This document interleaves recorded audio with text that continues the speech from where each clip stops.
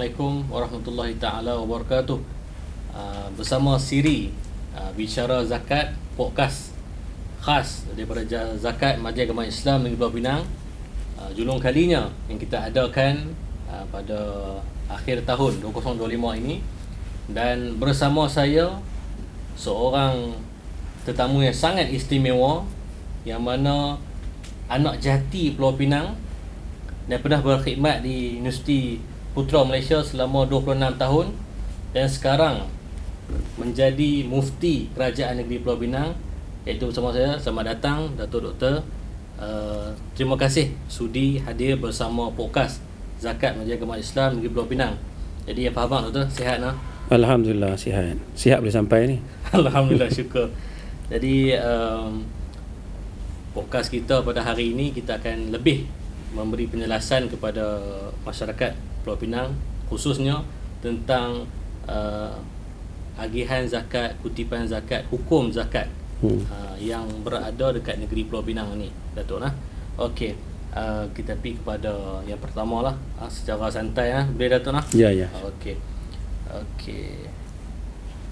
Lagi pendapat Datuk Doktor, bagaimana Islam melihat zakat menjadi satu keadilan yang sosial dalam masyarakat Islam. Nak bagi nampak yang mana zakat ni adil, segi pengagihannya, segi bersama muzakinya, bersama asnafnya. Macam mana pandangan Datuk Doktor? Silakan, insya-Allah. Baik, terima kasih. Assalamualaikum warahmatullahi wabarakatuh. Bismillahirrahmanirrahim. Alhamdulillahirabbil alamin, wassalatu wassalamu ala asyrafil mursalin wa ala alihi wa sahbihi ajma'in. Rabbi syrah li sadri wa yassir li amri wahlul 'uqdatam min lisani yafqahu qawli, amma ba'd. Alhamdulillah. Berbicara tentang zakat ni, pertama sekali kita kena tahu bahawa zakat ni rukun Islam. Rukun Islam yang ketiga selepas daripada solat, kemudian zakat. Jadi sebagaimana pentingnya solat yang menjadi imaduddin, tiang agama, maka begitu juga zakat. Sebab tu Profesor Al-Qaradawi dalam buku beliau Al-Ibadah fil Islam, beliau menyatakan bahawa lebih daripada 28 ayat Al-Quran yang menggabungkan antara solat dan zakat. Jadi maknanya aqimus salah wa atuz zakah, dirikan solat, tunaikan zakat. Jadi zakat ni merupakan satu instrumen yang memberi kebaikan dalam konteks sosio-ekonomi ummah, supaya ada keseimbangan ekonomi. Sebab kita hidup ni dalam keadaan duduk atas dunia ni, kita perlu kepada kehidupan, perlu kepada makan, perlu kepada tempat tinggal, basic needs kan, perkara yang asas. Ada yang Allah Subhanahu Wa Taala bagi kelebihan pada dia, Allah pinjamkan. Bukan Allah bagi terus dah. Allah pinjamkan kepada seseorang dari sudut kekayaan dia. Allah bagi harta lebih sikit dia. Dan ada juga yang Allah uji seseorang yang ditarik sedikit. Maknanya dia tidak ada kesenangan, ada dia menghadapi ujian, kesusahan. Semuanya datang daripada Allah Subhanahu Wa Taala, dan Allah nak lihat dalam konteks kedua-dua pihak ini, satu golongan yang orang kaya, dia buat apa? Dia bersyukur atau tidak dengan kekayaan yang Allah Taala nak kata dia tu kan. Macam mana tanda dia bersyukur? Ialah dengan mengeluarkan zakat. Jadi mengeluarkan zakat itu dia supaya kekayaan itu tidak berlekar di kalangan orang tertentu saja. Sebagaimana yang Allah Ta'ala sebut, kaila yakuna dulatan baginal aghniya'i minkum, supaya tidak kekayaan itu berlega di kalangan mereka saja, tidak, tetapi mesti ada keseimbangan ekonomi, iaitu orang kaya dia ada kelebihannya, dia mengeluarkan zakat. Dan orang yang susah ni, dia juga diuji sebenarnya, uji dengan kesabaran dalam konteks kehidupan ini. Maka dia perlu dibantu untuk meneruskan kehidupan. Barulah masyarakat itu satu masyarakat yang harmoni, masyarakat yang aman, masyarakat yang hidup dalam keadaan aman, damai, tenang. Jadi begitu. Orang kaya ni bayar zakat, dapatlah santuni. Ya betul. Menyantuni asnaf kan. Maknanya mereka bayar zakat itu, sebenarnya zakat itu kalau mereka tak bayar, mereka makan harta secara batil sebenarnya. Sebab dalam setiap harta yang Allah Ta'ala kurniakan, yang Allah bagi, ada hak asnaf dalam tu, dalam harta itu. Jadi kalau dia tak bayar zakat, maknanya bukan sekadar dia sudah kita kata tidak mengikut rukun Islam tadi, yang ketiga tadi. Tetapi lebih daripada itu, dia telah makan harta secara batil kerana dia makan hak asnaf. Kalau kita kata zakat pendapatan 25% contohnya kan. So 25% tu bukan duit dia. Tu duit asnaf. Kalau dia ambil, dia guna agak, dia tak nak bayar zakat, maknanya dia makan harta itu secara batil. Dia makan secara haram. Dia ambil rezeki orang. Dia ambil rezeki orang. Ya. Itu segi pengenalan awal. Yang mana perkongsian kita berkaitan keadilan, berkaitan zakat ni, yang kaya membantu golongan yang kurang kemampuan, yang diuji oleh Allah Ta'ala. Jadi daripada segi hikmah, Datuk, segi hikmah persyaratan zakat ni, macam mana kiranya nak bagi tahu ke orang ni, hang bayar zakat ni apa segi rezeki tu, hikmah kebaikan yang kita boleh relatekan dengan ayat Quran. Kadang-kadang orang ni dia ingat, Datuk, harta ni dia punya. Dia kerja pagi petang siang malam 24 jam, dia duit ni dia punya. Ni kita nak satu tiupan lah kat dia, nak habaq benda kebaikan yang Allah hadirkan pada orang bayar zakat ni. Dia perangai macam tu ni, dia sebab perangai Qarun. Perangai Qarun ni, dia duk rasa kata hak dia dapat oleh tu, hak dia punya, usaha dia. Jadi pada harta itu ada ujiannya, menyebabkan dia tak nak guna harta itu untuk bantu orang sebagainya, hingga dia ditenggelamkan dengan harta-hartanya oleh Allah Subhanahu Wa Taala. Habis makna walaupun harta banyak, harta karun banyak, sampai hari ni pun kita panggil harta karun lah. Banyaknya harta kan. Lekat nama tu lah. Jadi sebenarnya tujuan zakat ini Allah Taala sebut dalam Quran, khudh min amwalihim sadaqah tutahhiruhum wa tuzakkihim biha. Ambillah daripada sebahagian harta mereka itu sebagai sedekah wajibah, ini zakat. Untuk apa? Untuk membersihkan dan menyucikan, membersihkan harta mereka, menyucikan jiwa mereka. Zakat itu berperanan sebagai membersihkan, pertama sekali membersihkan harta itu sendiri. Dia bersifat sebagai kesuburan. Zakat juga masuk subur. Maknanya orang bayar zakat ni, dia tak pernah rugi sebenarnya. Nampak macam rugi sifar matematiknya kan, tapi dia sub barakah yang Allah Ta'ala kurniakan. Lagi banyak dia bayar zakat, maknanya lagi banyak anugerah yang Allah bagi kepada dia, lagi banyak rezeki yang dia dapat oleh, dan rezeki dia itu rezeki yang bersih. Yang keduanya, menyucikan jiwa dia daripada sifat bakhil, kedekut. Sifat bakhil ni satu sifat yang kita kata sangat teruk lah. Ni payah nak ubat ni. Walaupun ada orang macam cerita Haji Bakhil bin Haji Kedekut tu kan. Jadi sifat bakhil ni satu sifat yang tercela, sifat yang mazmumah. Sebab tu Nabi mengajar kepada kita untuk kita sentiasa memohon perlindungan Allah daripada sifat-sifat bakhil. Jadi bayar zakat itu nak mengikis sifat-sifat yang seumpama ini. Nak mengikis sifat-sifat bakhil. Jadi memberi kesuburan pada harta dia, memberi kesucian pada jiwa dia. Orang bayar zakat, jiwa dia tenang, dan itu juga merupakan aset pahala kepada dia. Atas dunia dia dapat dari sudut gandaan-gandaan yang Allah bagi, barakahnya itu, keberkatannya itu, daripada rezeki yang pelbagai sudut dia akan peroleh. Di samping itu dia juga akan mendapat kebaikan di hari akhirat, pahala yang berpanjangan, bersinambungan keberkatan dia tu. Okey. Jadi bila kita tengok di Pulau Pinang, di Pulau Pinang, negeri yang mana ramai orang yang datang bekerja di Pulau Pinang. Datang bekerja di Pulau Pinang, walaupun duduk di negeri lain tu. Ada yang duduk dekat Kedah, ada yang duduk kat belah Perak, tapi bekerja di Pulau Pinang, perolehi pendapatan dapat di Pulau Pinang. Kiranya setiap bulan gaji ke, kerajaan umum bonus ke, semua dia angkut di Pulau Pinang. Jadi menurut Majlis Fatwa berkaitan keluarkan zakat, dapat duit kat Pulau Pinang tapi keluar kat negeri lain, berkaitan fatwa tu macam mana pula, Datuk? Baik, dia sebenarnya dari sudut fatwa kita telah bincangkan dalam konteks hukum syarak. Sebab Nabi SAW mengajar kepada kita bagaimana rezeki yang diperoleh di suatu tempat itu sepatutnya dikongsi dengan asnaf di tempat tersebut. Maknanya jangan ada pengabaian terhadap asnaf. Sebab tu Nabi SAW berpesan, tu'khadh min aghniyaihim faturaddu ila fuqaraihim. Diambil zakat itu di kalangan orang yang berada, orang yang mampu, orang yang kaya, itu seperti orang ada harta.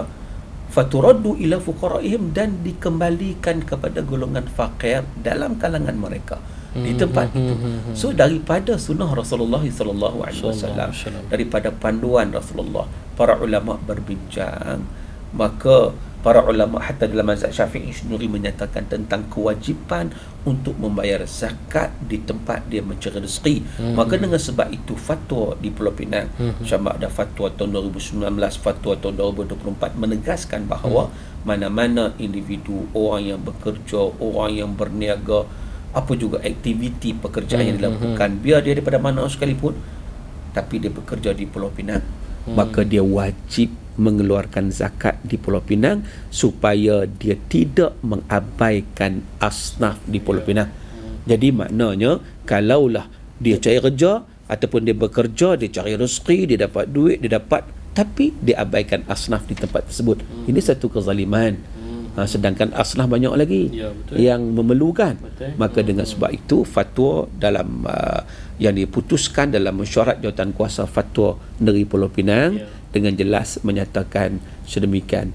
Maknanya orang yang bekerja di Pulau Pinang, usahawan di Pulau Pinang, mencari rezeki di Pulau Pinang, maka dia wajib mengeluarkan zakat di Pulau Pinang. Kira tak ada jawapan lagi lah. Tak ada jawapan lain. Tu lah. Itu. Tu yang bagusnya tu ada kat khutbah kedua. Ya. Khutbah kedua tu. Ya, jadi kita juga fatwa-fatwa ni kita masukkan juga dalam khutbah Jumaat supaya orang sedar, orang tahu. Kadang-kadang orang tak tahu. Betul. Kan? Dan fatwa ini dibuat bukan sembrono.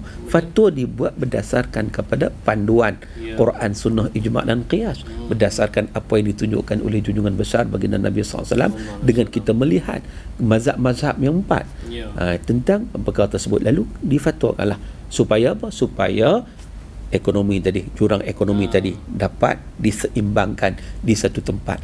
Cuba bayangkan, mai kerja di sini di Pulau Pinang, tiba-tiba bayar tempat lain. So bagaimana asnaf-asnaf yang berada di sini? Betul. Jadi itu satu kezaliman yang kita lakukan.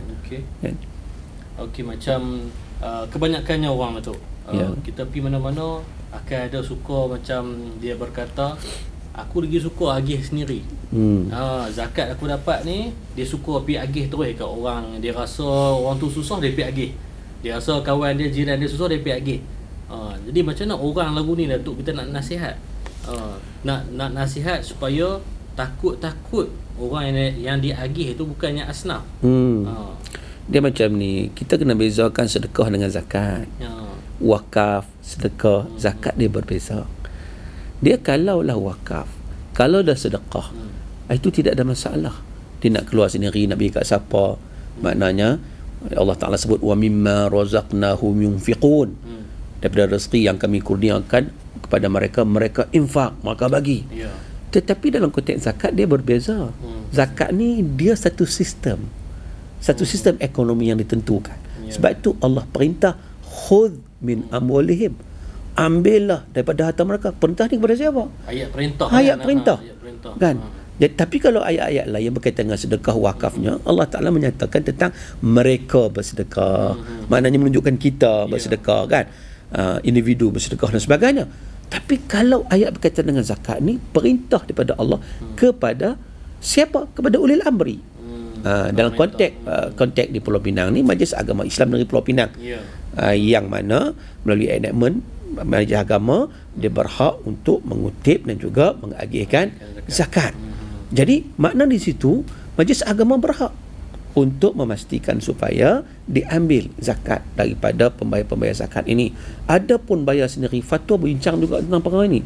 Orang bayar sendiri, kan, tanpa melalui Majlis Agama Islam Negeri Pulau Pinang, maka perbuatan tersebut banyak risiko dia. Risiko dia mungkin boleh jadi tidak sah apabila tidak menepati asnaf. Sebab kadang-kadang salah penerima. Kadang-kadang hari ni kan skema ramai. Betul. Zaman sekarang ni dia boleh nampak macam tak ada kaki.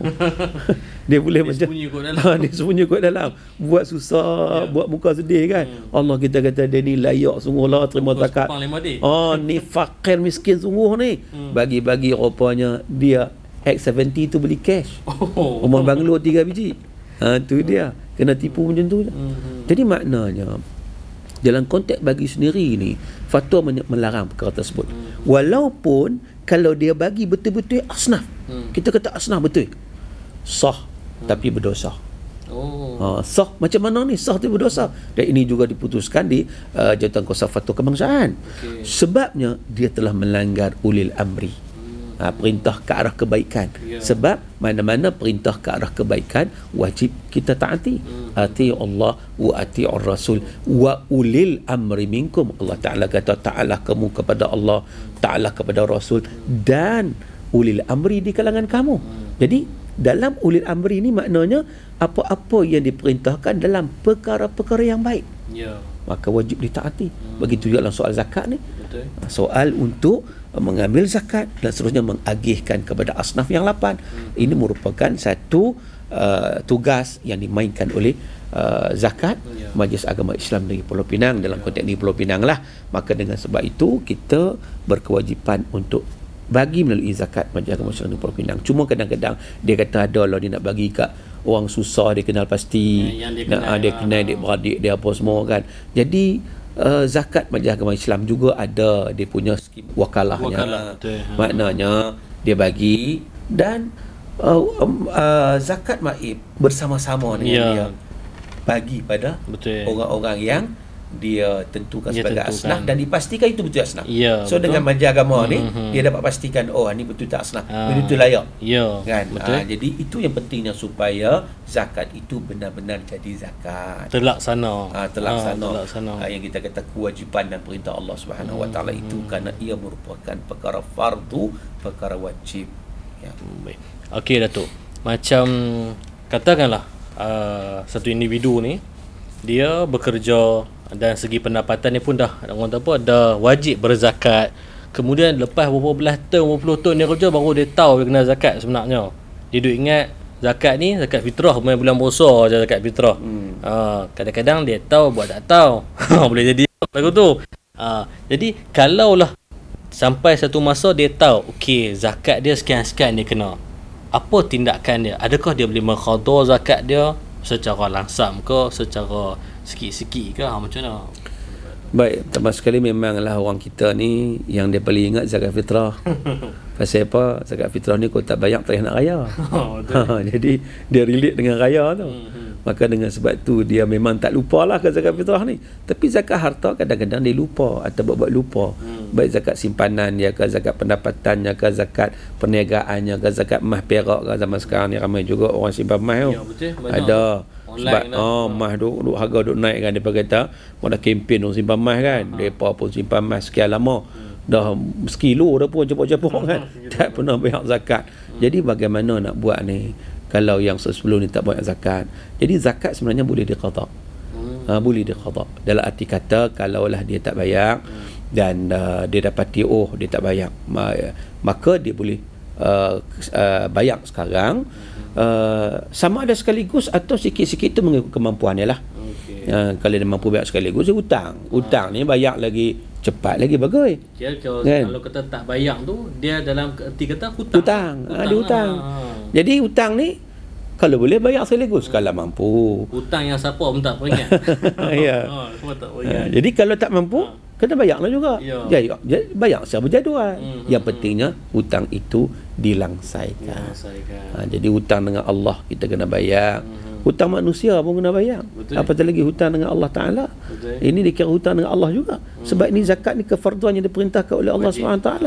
Jadi maknanya di situ kita tengok balik dan kita bayar zakat. Dia jangan rugi. Jangan duk rasa Allah ruginya kalau orang rasa macam duit ketak keluar banyak kan. Jangan risau. Sebab apa? Sebab Allah Ta'ala akan memberkati harta tersebut. Saya jumpa ramai orang dah yang macam ni. Saya jumpa ramai orang dah yang bila dia bayar zakat, dia kata dia orang bisnes biasanya kan, dia start bayar zakat, dia rasa rezeki dia bertambah. Dia bayar lagi banyak tahun depan. Lepas tu rezeki nampak, bukan cakap rezeki bertambah, hidup dia rasa lebih aman, lebih tenang. Family dia pun rasa lebih tenteram berbanding sebelum-sebelum ni yang dia pernah tak bayar zakat. Walaupun dia ada duit, tapi duit banyak tak menjamin kebahagiaan. Kebahagiaan itu bukan terletak pada wang ringgit dah. Kesihatan. Tapi terletak pada semua sekali, dan yang paling pentingnya Allah yang kurniakan kebahagiaan tersebut.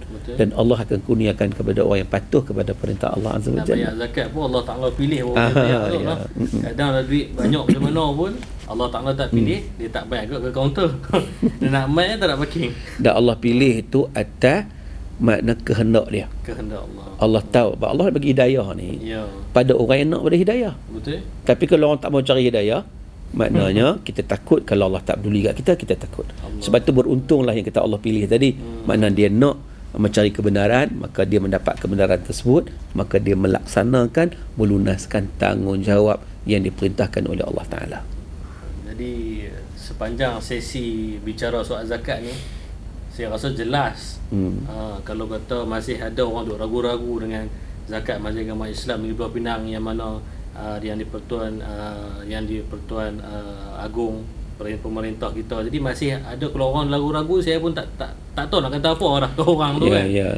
Sebab kadang-kadang persepsi negatif itu berlaku kerana kalau kita tengok nature Pulau Pinang ditakbir oleh orang bukan Islam, itu nampak sehingga akan datang fitnah persepsi negatif seolahnya zakat itu disalurkan kepada orang bukan Islam dan sebagainya. Sedangkan ini tidak berlaku kerana zakat di bawah Majlis Agama Islam di Pulau Pinang, di bawah Seri Paduka Baginda Pertuan Agong. Jadi semua perkara yang berkaitan dengan zakat bawah Agong perlu di-endorsekan. Jadi dan pentadbirannya itu melibatkan semua orang Islam. Betul. Jadi mesyuarat-mesyuarat yang dilaksanakan itu nak memastikan bahawa zakat ini diurus dengan betul, sebab itu merupakan amanah. Jelas, betul jelas. Jadi jelas. Tidak ada, kadang-kadang media sosial juga kadang mereka cuba timbulkan persepsi negatif macam sebagai contohnya baru ni saya dapat satu email daripada seorang yang saya tak kenal lah. Dia hantar email kepada Jabatan Mufti, dia kata saya minta maaf kepada Mufti dan Kerajaan Negeri Pulau Pinang. Saya baca email tu sebab saya up kat status di media sosial bahawa di Pulau Pinang ni tidak ada azan. Azan tak boleh guna speaker luar. Dia tak pernah main ke? Tak tahulah. Macam Singapura dia kata kan. Rupanya sebaliknya. Mungkin kot masa tu dia duduk kat luar kot. Persepsi negatif masuk kan. Dia main-main tengok lah. Azan bukan setakat 5 kali, 6 kali di Pulau Pinang. Sebab subuh 2 kali. Itu keputusan Majlis Jatuh Kuasa Fatwa juga. Mesyuarat Jatuh Kuasa Fatwa ni Pulau Pinang menggesa seluruh masjid dan juga surau di Pulau Pinang azan subuh 2 kali. 1 jam sebelum subuh termasuk subuh dengan menggunakan speaker luar. Jadi makna nak cerita kadang persepsi negatif ini macamlah zakat. Dia anggap bahawa seolah-olahnya buah pentadbiran ketua menterinya bukan Islam, maka disalurkan kepada bukan Islam. Ini tidak. Kita ada umat Islam, masyarakat Islam yang memerlukan ramai, tambah-tambah ke di Pulau Pinang ni kalau ada yang miskin bandar sebagai contoh. Dia punya keperluan dia ada bandar miskin kampung. Ya, betul. Jadi agak berbeza. Cabaran hidup ekonomi tu. Cabaran hidup kalau di kampung ni kadang-kadang kalau susah pun boleh kat tanah kangkung. Betul, boleh gagah boleh lagi. Boleh ikan ke apa ke, ada tanah belakang rumah sikit-sikit kan. Ni duk mau flat. Mau flat nak pakai batu. Tanah pokok. Ya, betul. Kan, jadi maknanya di situ persepsi negatif itu perlu ditangani sebenarnya. Itu fitnah yang akhirnya menzalimi siapa? Menzalimi golongan asnaf umat Islam di Pulau Pinang itu. Betul, nauzubillah. Baik, jadi akhir sekali harapan besar Datuk berakhirnya di bulan Disember ni nak habis tahun 20 hari lagi. Harapan besar Datuk mengajak sidang penonton kita dan juga yang bekerja di Pulau Pinang.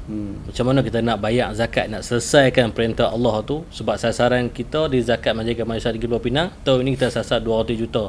Cari untuk siapa? Untuk santuni asnaf. Jadi harapan terakhir Datuk untuk seruan. Baik, ya, jadi seruan saya kepada orang yang belum bayar zakat, terutama di penghujung tahun ini nak tutup 31 Disember kan. Dan biasa kadang-kadang syarikat-syarikat dia untuk akaun dan sebagainya, begitu individu. Apatah lagi sebenarnya kalau dalam konteks individu, apatah lagi dia dapat pengecualian cukai. Ya, 100% pengecualian cukai. Jadi dia tak rugi apa-apa pun. Tetapi yang paling penting dia dapat melaksanakan tanggungjawab yang diperintahkan, yang diwajibkan di dalam Islam. Maka dengan sebab itu tidak ada alasan untuk dia tak bayar zakat. Maka dengan sebab itu di penghujung tahun ni kita bersegeralah mengambil peluang yang ada ini.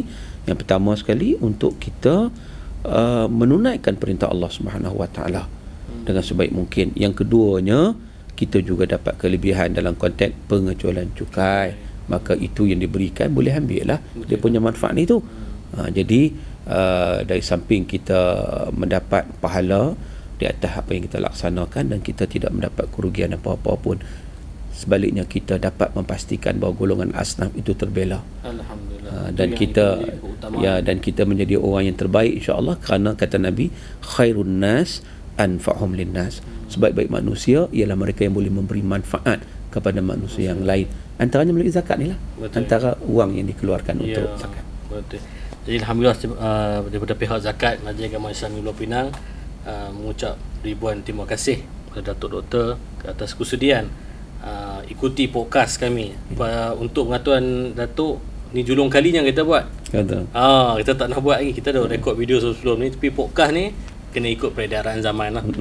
Jadi sidang penonton yang dirahmati Allah, saya rasa begitu jelas, padat, penuh isi yang Datuk Mufti kongsikan kepada kita pada siri podcast kali ini. Nantikan siri podcast di episod yang akan datang bersama satu lagi tetamu istimewa yang kita bawakan khas di podcast kali ini. Jadi insya-Allah bertemu lagi. Assalamualaikum warahmatullahi taala wabarakatuh. Assalamualaikum warahmatullahi wabarakatuh.